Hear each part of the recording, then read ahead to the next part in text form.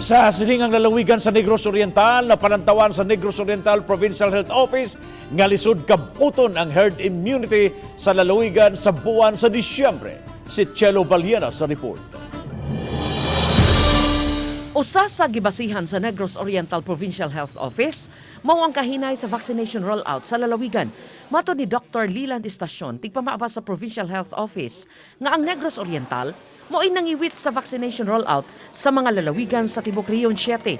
Nanginahanglan nga mabakunahan ang 900,000 sa 1.5 milyones ka mga tao sa tibuok lalawigan aron makabot ang 70% herd immunity. Sa pagkakaroon, 180,000 lang katao ang fully vaccinated nga ubos pa sa 20%. Hinuon 43% na ang nahatagan sa first dose. In Negros Oriental, I think naratas mga 3,000 per day. No, the most is 5,000 per day, and the target we are given the DOH target of 25,000 per day. Samtang gipaluyuhan sa Provincial IATF nga paluagan ang Alert Level 4 status sa lalawigan kay miubos na ang mga kaso sa COVID-19 ug misa ka usab ang mga gidaghanon sa mga naka-recover.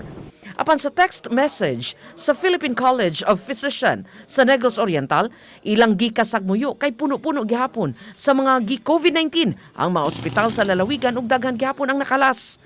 Tungod ni ini dili pa panahon nga paluagan ang quarantine classification sa lalawigan.